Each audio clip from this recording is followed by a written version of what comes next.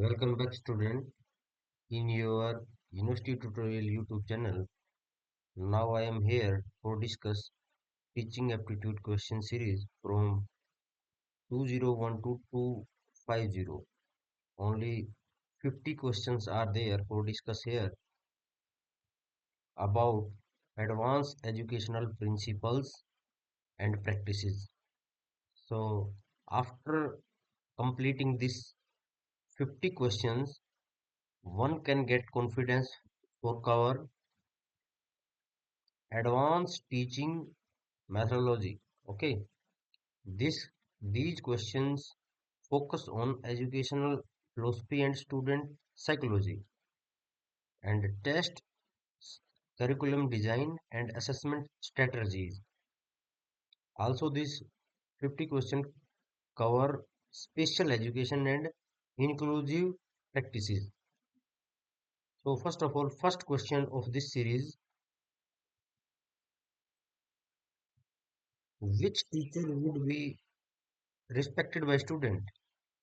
One who give pass mark to all student? No. One who doesn't pay attention to indiscipline? Not.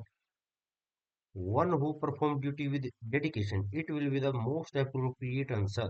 Okay, and not this type of one who is a official of teacher association. Okay, so professional dedication on genuine and lasting respect from student. Second one, principal ignore request. If principal ignore your request for student facilities, you would if you are teacher. Okay, incite student against principal, not by a professional teacher. Request other teachers to arrange facility, not request principal. Okay, because a, a protocol is again for request principal time and again. Okay, call student strike is the negative sense answer. Again, third question is blackboard work students. Blackboard works should be neat and clean, properly arranged and organized, enable backbencher to see and read. अंतिम पंक्ति के अंतिम में बच्चे को भी अपना जो ब्लैक बोर्ड है वो इस प्रकार से डिजाइन होना चाहिए, इस प्रकार से क्लास में दिखाई देना चाहिए। एक तो वो साफ और क्लीन होना चाहिए, प्रॉपर रेंज और ऑर्गेनाइज होना चाहिए, और अंतिम बच्चे की जो पंक्ति है वहां तक भी उसकी रीच होनी चाहिए, दिखाई देना चाहिए पूरा प्रॉपर से और अच्छे से वो पढ़ पाए।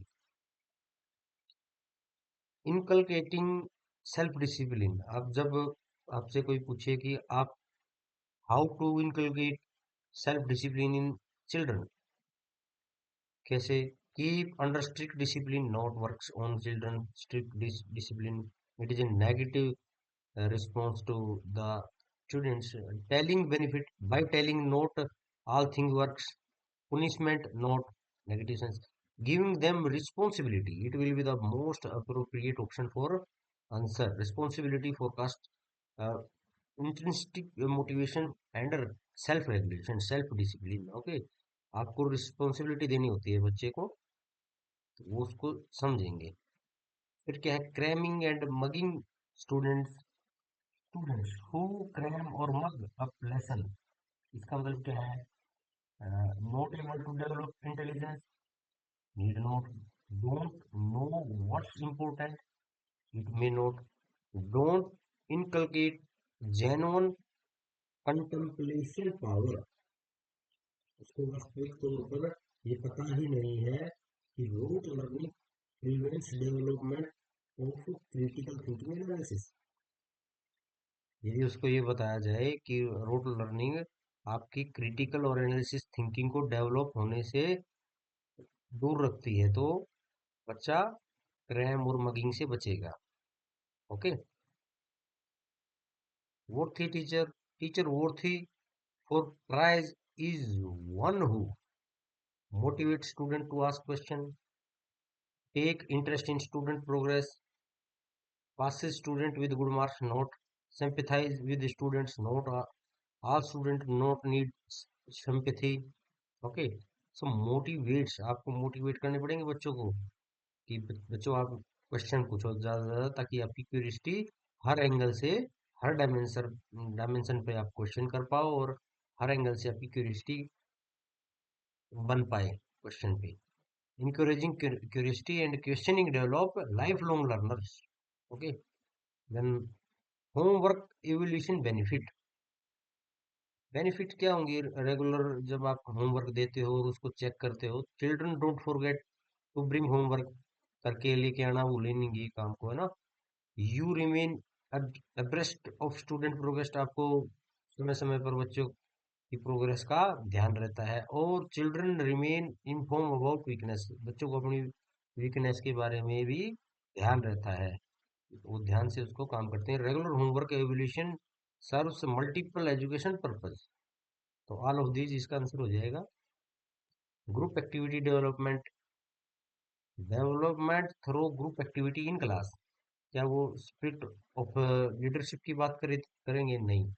ग्रुप डिस्कशन, ग्रुप एक्टिविटी, इस प्रकार के जब काम होते हैं, आप कोई या फीलिंग ऑफ लव, डिसिप्लिन, इन पे बात नहीं है. जब ग्रुप एक्टिविटीज आप करते हो, कोई एक एक्सपेरिमेंट चार बच्चों को दिया आपने करने के लिए, उसमें क्या है, वो एक दूसरे का सहयोग करके उस चीज को सीखेंगे. ठीक है, तो उसमें क्या आएगा आपका, कोऑपरेशन आएगा ना. Collaboration and cooperation, collaboration and team work are primary benefit of group activity.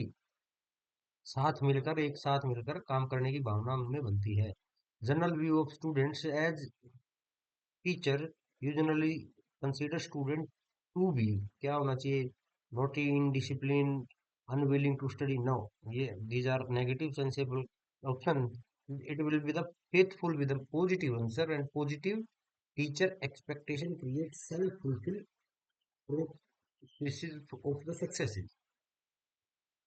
Successful teacher qualities, किस प्रकार की उनकी क्वालिटीज होती हैं आपको पता ही है. ये पीस ऑफ नेचर होना चाहिए, लवर ऑफ डिसिप्लिन होना चाहिए, हैविंग परसर्वेंसेस, मतलब दृढ़ता उस टीचर में होनी चाहिए ना, डिसिप्लिन अनुशासन को मानने वाला होना चाहिए, और एक पीसफुल नेचर होना चाहिए. तो all of these are the qualities of successful teacher.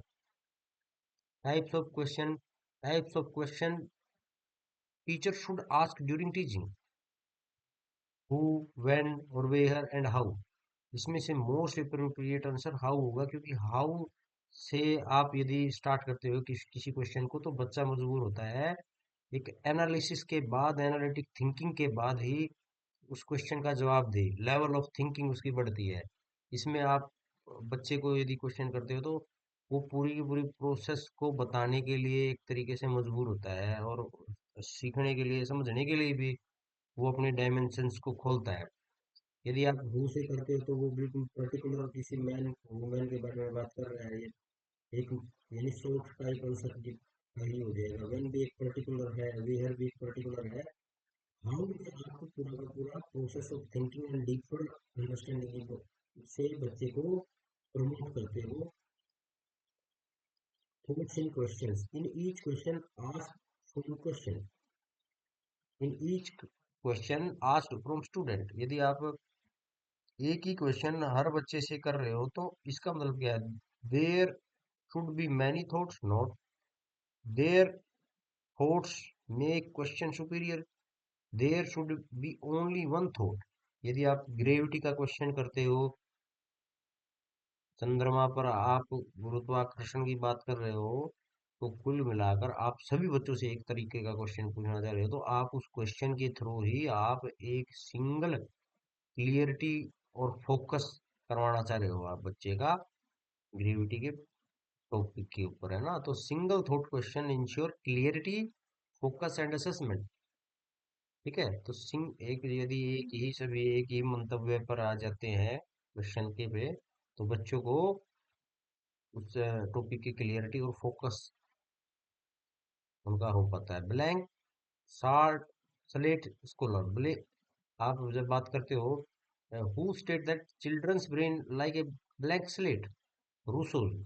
इन्होंने क्या था, Jean Jacques Rousseau propose a tabula rasa blank slate. ठीक है, इन एजुकेशन में आप बच्चे के उसने जो कहा है, चिल्ड्रन ब्रेन को ब्लैंक स्लेट बोला है। उस पे आप कैसा ही लिख दो, ठीक है, वो वैसा ही दिखाई देगा आपको। तो रूसो जो थे, उन्होंने जीन जैक्वास रूसो ने कहा था कि ये children's mind like a black slate. 5 step in learning ये किसने दिया था? Who give 5 step in learning? Harvard. Okay. After that, physical punishment opinion के बारे में यदि आपका क्या है कि भाई, opinion about physical punishment to students.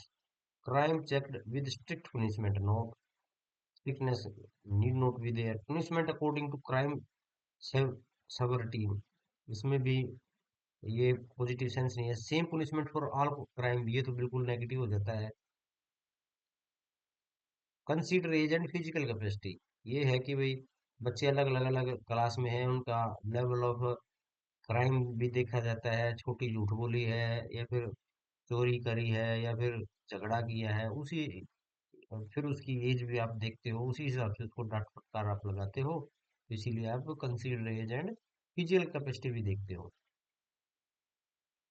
उसके बाद क्वेश्चन पेपर प्रिपरेशन में आपका क्या ध्यान रखते हो? Making final exam question paper you would, आप कैसे करोगे?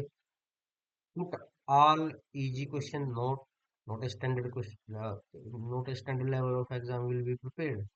Put easy first, then difficult question. It will be the most appropriate answer. Give same mark to one question. No, some there are short type answer, some there are long type answer, and may contain not equal marks. Okay, put 50% difficult question. It will be the not a good scenario for examination preparation. Progressive difficulty builds confidence and assesses different level. Okay. और इसमें क्या होता है, बच्चा पहले आसान question करता है, फिर धीरे धीरे एक एवरेज से करता है, फिर वो डिफिकल्ट लेवल को भी असेस करने के लिए आगे बढ़ता है। यदि शुरू में आसान क्वेश्चन करेगा तो उसका क्या रहता है, एक कॉन्फिडेंस भी बनता है। फिर ब्लैक बोर्ड सिंबल किस चीज का सिंबल है? टीचर का है? नहीं। क्लास का है? स्कूल का? नहीं। ये एजुकेशन का सिंबल है। टीचिंग प्रोफेशंस में आप बात करते हो, teaching is the profession of comfort, not tuitions, not regular learning and teaching. It will the most appropriate answer. Objective of education क्या है? क्रिएट लर्न सिटीजन, ये तो है ही। क्रिएट पर्पज, अब create person useful for society. शिक्षार्थ आइए, सेवार्थ जाइए, है ना? तो आप सोसाइटी के लिए यूजफुल आप पर्सन को क्रिएट करते हो वाया एजुकेशन, यही इसका ऑब्जेक्टिव है। क्रिएट गुड सिटीजन, अच्छे देश के नागरिक बनाने के लिए भी education one of the best tools है अपने पास। तो ये ऑल ऑफ द अबव हो जाएगा। Education serve multiple complementary social purpose. Okay, teacher should remain calm if student misbehave, because student is ignorant, no arrogant, no, which student wouldn't commit mistake। ये आप कुछ बातचीत करके या फिर कुछ विश करके इस चीज को टाल नहीं सकते। तो no proper, so no no proper for teacher to punish in anger. यदि आप बच्चे को पुनिश भी कर रहे हैं तो एंगर सिचुएशन में जाके आप बच्चे को पुनिश नहीं करोगे, क्योंकि professional conduct require emotional regulation. आपका अपना, यदि आप प्रोफेशनल टीचर हो तो आपके इमोशन पे आपका रेगुलेट होना चाहिए। और थॉटफुल फुल रिस्पॉन्स है आपको, आपका रिस्पॉन्स भी है ना, वो बड़ा सोच समझ के ही होना ही चाहिए। चैनलाइजिंग ऑफेंसिव इम्पल्स, यदि आपके मन में ऐसा अ, उद्वार ऐसा आता है कि भाई आप उसको कैसे किसी न किसी सोशल एक्टिविटी में उस ऑफेंस को किसी बच्चे के, कुल मिलाकर channelising offensive impulse into social activity, इसको क्या बोलेंगे? यानी एक नेगेटिव एनर्जी को आप पॉजिटिव एनर्जी में रीडायरेक्ट कर देते हो, उसका चैनलाइज कर देते हो, उसको उसका रास्ता बदल देते हो, है ना? तो हम उसको क्या बोलेंगे? सोशलाइजेशन नहीं बोलेंगे, रेशनलाइजेशन नहीं बोलेंगे, उसको सब्लिमेशन बोलेंगे। Okay, sublimation redirect negative energy into positive constructive activities में। जैसे बच्चे हैं, शरारती बच्चे हैं, आप उनको क्या नेचर लवर बनाकर उनसे पेड़ पौधे भी लगवा सकते हो, है ना। उससे बच्चे को उसकी नेगेटिव एनर्जी वो पॉजिटिव की तरफ रीडायरेक्ट हो जाती है। School and community, school for particular community should be curriculum according to community. आपका करिकुलम है वो किसके अकॉर्डिंग होना चाहिए? एक कम्युनिटी के अकॉर्डिंग होना चाहिए, क्योंकि curriculum should reflect and serve the specific community text. Involving shy child, आप कैसे करोगे best solution to involve shy child in the discussion? चुपचाप रहने वाले बच्चे को कैसे आप डिस्कशन में ऐड करोगे? एकदम उसको ऐसा बोलोगे, let him read paragraph from text book, ऐसा जरूरी नहीं है कि वो कर पाए। Make him need to children committee, ऐसा भी नहीं है कि कमेटी में वो अच्छा परफॉर्म कर पाए। Give chance him show and tell program, ना आपको इस प्रकार के प्रोग्राम स्ट्रक्चर करने पड़ेंगे ताकि वो लो प्रेशर एक्टिविटी हो, खेल खेल में सिखाने जैसे प्रोग्राम आपको, ताकि वो अच्छे से प्रेशर भी फील ना करे, और उसका कॉन्फिडेंस धीरे धीरे धीरे धीरे confidence will be built gradually, धीरे धीरे उसका कॉन्फिडेंस बन पाए। तो आप उसको चांस दोगे शो एंड टेल वाला, है ना, ऐसे प्रोग्राम इंस्ट्रक्ट कर दोगे। Maximum time teaching stage, which teaching stage should get maximum time? Preparation, presentation, compression and journalisation. जब आप लेक्चर की डिलीवरी करते हो उसमें सबसे ज्यादा टाइम आपको लगता है टीचिंग में। तो presentation phase constitute the core instructional delivery, है ना। तो ज्यादा आपको समझाना या आपको प्रेजेंट करना, बोर्ड पे लिख के दिखाना, उसको फिर खोल के समझाना कंपोनेंट वाइज, इस प्रकार में आपका सबसे ज्यादा टाइम लगता है। प्रिपरेशन स्टेज एसोसिएशन भी दिए, किससे किससे जुड़ा हुआ है प्रिपरेशन स्टेज? ये टीचर और स्टूडेंट दोनों से ही जुड़ा होता है, ठीक है। एनालिटिक मेथड, एनालिटिक मेथड क्या होता है? अंडर एनालिटिक मेथड स्टूडेंट कहाँ से कहाँ जाता है? एनालिसिस करना सीखता है। जैसे अभी कोई खिलौना है, खिलौने को आप बाहर जो है उसको बिल्कुल खोल के एक एक उसके पुर्जे को खोल के दिखाते हो, इसमें कहाँ क्या बैटरी लगी हुई है, क्या उसमें मोटर लगी हुई है, कहाँ है इसका पहिया, किस चीज से जुड़ा हुआ है। तो आप क्या करते हो? Move from unknown to known. आपको पता नहीं इसके अंदर क्या है, लेकिन उसको उसकी कॉम्प्लेक्सिटी को तोड़ देते हो, और सिंपल पार्ट्स में उसको ब्रेक डाउन करके समझाना ही उसको एनालिटिक मेथड बोलते हैं। एनालाइज करता है बच्चा उसमें। Analytic method breaks down complex unknowns into understandable parts, ठीक है, जैसे किसी खिलौने को तोड़ के बता देना। सिंथेटिक मेथड क्या है? सिंथेटिक मेथड स्टूडेंट में क्या करता है? Fully utilise reasoning power. जैसे synthetic method emphasise logical reasoning and combination of element. ये किस प्रकार से है? कोई भी आपका जैसे क्यूबॉइड सोल्व करने के लिए आते हैं खिलौने उस टाइप के, है ना, इसको सोल्व करना है, सुडोकू भर के सोल्व करना है ना, या फिर इस प्रकार से सांप सीढ़ी का खेल है, इस टाइप से ये क्या है? सिंथेटिक मेथड है। ये क्या करते हैं? आपकी फुली रीजनिंग पावर को यूटिलाइज करते हैं। आइडियलिस्टिक ट्रेडिशन क्या है? आइडियलिस्टिक ट्रेडिशन एसोसिएटेड विद, ये अपने रॉबर्ट हुटचिन्स, जो अपने साइकोलॉजिस्ट या थे, एडवोकेट थे, जो उन उन्होंने आइडियलिस्टिक ट्रेडिशन से पे उन्होंने क्या किया था? जोर दिया था फिलोसफी में। Robert Hutchins was the prominent advocate of idealistic educational philosophy. Last, blackboard for hand writing, purpose to use black board to improve hand writing. क्या ब्लैक बोर्ड को यूज करने से आपकी हैंड राइटिंग इम्प्रूव होती है? बिल्कुल होती है, यदि आप रेगुलर यूज को यूज करते हो तो, ठीक है। करिकुलम मीनिंग, करिकुलम का वास्तविक मीनिंग है क्या? Collection of all curricular note, collection of compulsory optional subject note. Positive meaning क्या रहेगा इसका?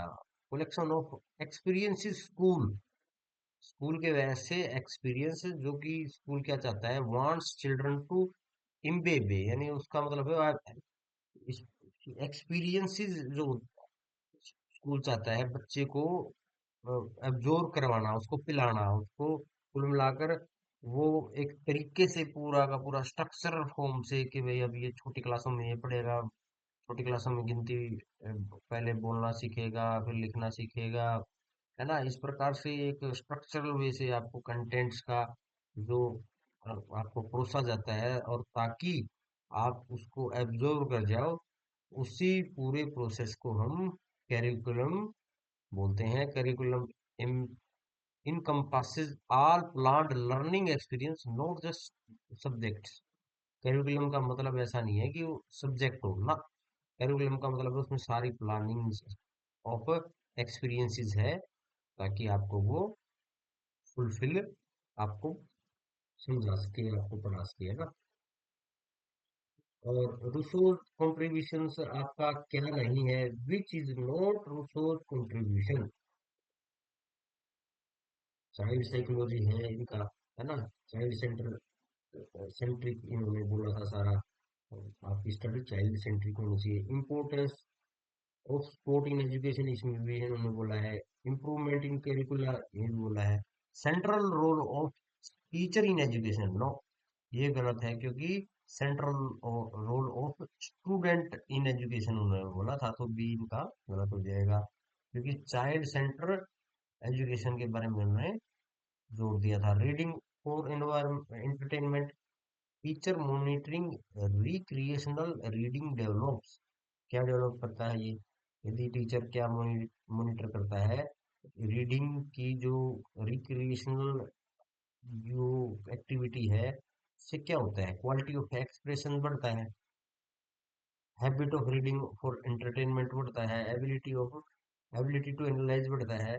यदि टीचर क्या करता है, रीडिंग की जो आदतें हैं वो यदि वो उसकी बार बार रिक्रिएट करता है, पढ़ा यानी बच्चे को पढ़वा पढ़वा के कुछ सिखाना चाहता है, एक एक बच्चे को उठा के पढ़वाता है, तो इन प्रकार की मॉनिटरिंग से क्या होता है, क्वालिटी ऑफ एक्सप्रेशन, बच्चे को एक्सप्रेस करना आता है, बच्चे की रीडिंग फॉर एंटरटेनमेंट हैबिट ज्यादा बढ़ती है, एबिलिटी टू एनालाइज भी बढ़ता है, तो ऑल ऑफ दिस हो जाएगा इसमें। फिर नोटबुक अवेलेबिलिटी एडवांटेज, यदि बच्चे के पास बुक है तो उसका चीफ एडवांटेज क्या मिलेगा, एक तो उसको ये पता रहेगा कि भाई, उसको ये याद रहेगा मेरा क्या टॉपिक क्या चल रहा है, क्या मैंने कर लिया, क्या मेरे को किया नहीं है, तो सबसे ज्यादा तो एडवांटेज बुक का यही रहता है। इसमें क्या है, parents remain abreast with studies, इसमें पेरेंट्स का कोई लेना देना नहीं। Sport in improving hand writing का इसमें कोई लेना देना नहीं है, ठीक है। इसमें स्पोर्ट इन क्या है, कंप्लीटिंग करिकुलर, नो, ये क्या करता है, नोटबुक आपकी सबसे ज्यादा क्या करती है, primary benefit in aiding memory and review learned material. Student attitude about school, student attitude about school depends on, इस पे डिपेंड करता है interest in progress in study, no, socio economic condition इससे कोई मतलब नहीं है। ऊपर की जो क्लास में है, इससे भी बच्चे पे कोई फर्क नहीं पड़ता, जैसा वो देखेगा वैसा जैसा उसको अनुभव में आता है, उसी से ही वो स्कूल के बारे में थिंकिंग बनाता है, तो एक्सपीरियंस गेन बोला जाएगा इसका। नेक्स्ट, मेंटली रिटायर्ड स्टूडेंट्स यदि आ जाते हैं, तो approach for mentally retired students क्या होनी चाहिए, क्योंकि डबल टाइम की कोई जरूरी नहीं है, इससे कोई लाभ मिले, make them random important topics, इससे भी काम नहीं चलेगा। Make capable through practical activity, ये हो सकता है कि उनको प्रैक्टिकल एक्टिविटी उनकी थोड़ी बढ़ाकर उनको भी मेन स्ट्रीम में लेके आया जा सके। Let them do work with their choice, इससे भी काम नहीं चलेगा। Life skills with practical competencies are most valuable for special need student। Next one, teacher can't answer, यदि ऐसी सिचुएशन बन जाए तो उसका इम्पैक्ट क्या रहेगा, यदि teacher can't answer student question, impact क्या करेगा, student understand teacher doesn't know answer, यही होता है। यदि टीचर बच्चे के क्वेश्चनों का जवाब नहीं दे पाता, तो एकदम बच्चे क्या समझते हैं, ऐसा तो नहीं है कि उसका इम्पैक्ट नहीं पड़ेगा, पड़ेगा, बिल्कुल पड़ेगा। Understand question was not out of understand question was out of context, ये भी नहीं है। Make fun of student who ask, ऐसा भी नहीं है। Students understand teacher doesn't know answer, ठीक है। तो आपको इसमें बच्चा क्या बोलता है कि students accurately perceive when teacher lack of knowledge, हमें पता लग जाता है बच्चे को। पेरेंट टीचर मीटिंग का बेनिफिट क्या रहता है? Best benefit of parent teacher meeting कि भाई दोनों के दोनों एक बात पे एग्री करते हैं कि भाई बच्चे की कितनी उसने चीजें सीख रही है, तो both agree about side achievement goals, ये दोनों एक इस बात पे एग्री करते हैं, इस चीज का बेनिफिट भी होता है, ठीक है। मतलब दूसरी के शेयर करते हैं इंफॉर्मेशन, इस कोई इतना सब निकल आ गया है, इसको थोड़ा सा थोड़ा करना आ गया है, इसको थोड़ा सा ये काम करना आ गया है, अभी इतना बोलते हैं टाइम देते हैं, इस चीज के एग्रीमेंट पे करते हैं। Teacher admits note knowing, after admitting note knowing answer teacher should, teacher को सबसे पहले क्या करना चाहिए? अपोलाइज बिफोर क्लास, नो इसकी कोई जरूरत नहीं है। Praise student prudence is not, tell student ask parent at home, ये तो जरूरी है ही नहीं। तो इसमें क्या है? Let's find answer together and search together, तो ये बेस्ट आपकी मेथोडोलॉजी रहेगी। उसमें क्या है, आपकी जो लर्निंग है वो कोलोबरेटिव वे में होगी, और problem solving and continuous learning, इसमें क्या है, बच्चे आपको एक तरीके से ऐसे भी नहीं समझेंगे कि आपको कुछ आता जाता नहीं है। ओके, यदि वीडियो आपको अच्छी लगे तो वीडियो को लाइक करना, चैनल को सब्सक्राइब करो, और ज़्यादा से ज़्यादा इस वीडियो को शेयर करो, ताकि इसका जो बेनिफिट है बाकी बच्चों को भी इस सीरीज का, क्योंकि मैं इसमें लगभग लगभग 1000 क्वेश्चन आपको इस सीरीज में करवाऊंगा, 1 से 1000। इससे पहले वाले वीडियो जो भी मैंने इससे पहले करवाया है उसको भी देखते रहिएगा, और हमसे लगातार जुड़ते रहिए, आपके 1000 क्वेश्चन मैं पक्के करवाऊंगा। और मिलते हैं अभी इसी नेक्स्ट क्वेश्चन में। फर्स्ट मैप रीडिंग लेसन, इसमें क्या है, first map reading lesson in geography, तो आप क्या करोगे? ज्योग्राफी में यदि आपका पहला ही मैप का रीडिंग लेसन है तो क्या बताओगे? सबसे पहले आप क्या ऐसा बता दोगे? कलर इंडिकेट्स क्या करेंगे? कलर्स तो उसमें एक पूरा पूरा चार्ट है मान लो, है ना, और अलग अलग मौसम्स के लिए अलग अलग, फसलों के लिए अलग अलग, चीजों के लिए अलग अलग उन्होंने कलर डिजाइन कर रखे हैं ना, अलग अलग सीजन्स के लिए ना। तो एकदम वो चीज समझ में नहीं आएगी, या फिर लीजेंड सिंबल इंडिकेट, उनसे भी नहीं समझ में आएगा आपको, मैप स्केल भी नहीं समझ में आएगा। सबसे पहले आप बच्चों को क्या बताओगे? हाउ टू फाइंड डायरेक्शन, जैसे up direction, up north, down south, ये इस इसके बारे में basic orientation in foundational for map reading skills, ये सब बता के आप आगे बढ़ोगे। टीवी एजुकेशन प्रोग्राम कंप्लेंट, ऐसा होता है यदि पेरेंट कंप्लेन करते हैं स्कूल के टीवी प्रोग्राम के बारे में, तो टीचर को क्या करना चाहिए? टीचर को एडवाइस करना चाहिए क्या? Advice parents control TV home TV watching, नहीं। Stop TV programme after complaint, note. Talk to parents and take responsibility, note. आपको सीधी समझाना है तो आपको क्या कहना पड़ेगा? आपको इनवाइट करना पड़ेगा, invite parents to see program benefit. Okay, आपको दिखाना पड़ेगा। Demonstrating educational values address parental concern effectively, ठीक है। लेट टू नॉइसी क्लास, यदि आप क्लास में लेट हो रहे हो और बच्चों ने शोर मचा रखा है तो आप क्या करोगे? Arrive late to noisy class that become peaceful, you would, आप सबसे पहले कुछ नहीं करना, आते एंट्री करोगे और क्या करोगे? Start teaching without comment. इससे क्या है, बच्चे बिल्कुल एकदम चुप हो जाएंगे। यदि आप ऐसा यदि आपने नहीं करके देखा तो करके देखोगे तो यही आपको रिजल्ट मिलेगा, ठीक है। आप ऐसा तो नहीं कर पाओगे। आस्क हु, पूछोगे भाई किसने शोर कर रखा है तो उसको पनिश करोगे, ये कोई अच्छा तरीका नहीं है। Be anger and refuse to teach, नहीं, ये भी गलत है। शो एंगर, ये तो बिल्कुल गलत है। Professional focus on teaching rather than punishment, आपका काम प्रोफेशनली टीचर हो तो टीचिंग का ही है, पनिशमेंट देने का आपका मेन काम है ही नहीं। आप पनिशमेंट देके कोई भी पॉजिटिव एनवायरनमेंट को मेंटेन नहीं कर पाओगे, ठीक है। कंट्रोवर्शियल डिस्कशन कर रहे हो किसी टॉपिक पर, करंट कोई डिस्कशन चल रहा है, तो टीचर को क्या करना चाहिए? टीचर को डिस्कशन बंद कर देना चाहिए, कोई नहीं उससे बच्चे की एनालिटिक थिंकिंग नहीं बनेगी। Divide into groups for hot debates नहीं, ऐसा कोई न्यूज़ चैनल नहीं है स्कूल, है ना। Order statements with fact and evidence, आपको जो स्टेटमेंट जो भी आप दे रहे हो तो उसको विद फैक्ट और एविडेंस ही बताओगे, ताकि उसमें क्या है, एकेडमिक रेजर आपका मेंटेन रहेगा ऑन कंट्रोवर्शियल टॉपिक। कोई पॉलिटिकल टॉपिक है, कोई और टॉपिक है, तो आप उस पर थोड़ा सा अपनी तरफ से कोई चीज़ नहीं बतानी, एविडेंस बेस्ड बच्चों को बताना है। यदि क्वेश्चन बनता है स्टूडेंट अचीवमेंट एवोल्यूशन बेस पे, basis for evaluating student achievement, आप क्या करोगे भाई? Compare with most intelligent student, हर बच्चे को इंटेलिजेंट बच्चे से कंपेयर करोगे? नहीं। Compare with expectation from ordinary student, ये भी गलत है। आप यदि बच्चे को कंपेयर ही कर रहे हो तो उसके प्रीवियस अचीवमेंट से कंपेयर करो, पहले इसका कितना अच्छा रिस्पॉन्स था, आज इसका रिस्पॉन्स अच्छा हुआ है या नहीं हुआ है। तो कंपेयर करोगे तो बच्चे को प्रेजेंट का प्रीवियस अचीवमेंट के साथ करवाओगे, ठीक है।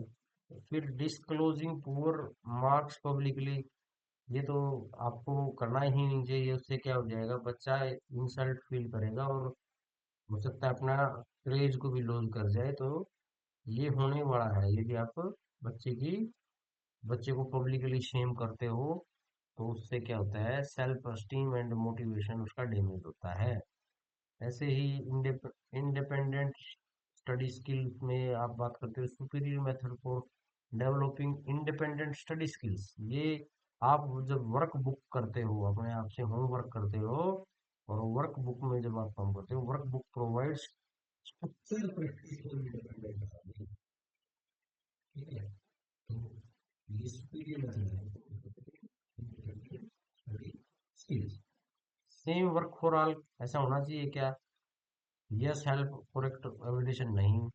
सेम, बच्चे अलग है तो होमवर्क सेम कैसे हो सकता है, क्योंकि उनकी लेवल ऑफ मेंटल एबिलिटी अलग अलग हो सकती है। तो हर बच्चे को उसके अनुरूप काम दिया जाए, यही बेस्ट तरीका रहता है, ठीक है। तो differentiate homework address varying student ability and needs, तो ये नोट होगा ना, no ability level not same, same नहीं देना होमवर्क है। बेस्ट प्राइज फॉर स्टूडेंट क्या हो सकता है, बेस्ट प्राइज यही है कि बच्चा किसी क्वेश्चन को सोल्व करने का मेथड सीख जाए, ऐसा हमारे हमारे भी ऑब्जेक्टिव भी यही है।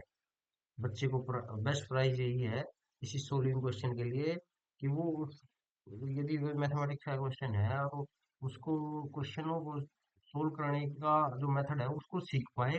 हमारे पीछे उसका सोल्विंग क्वेश्चंस करवाने का यही हेतु होता है।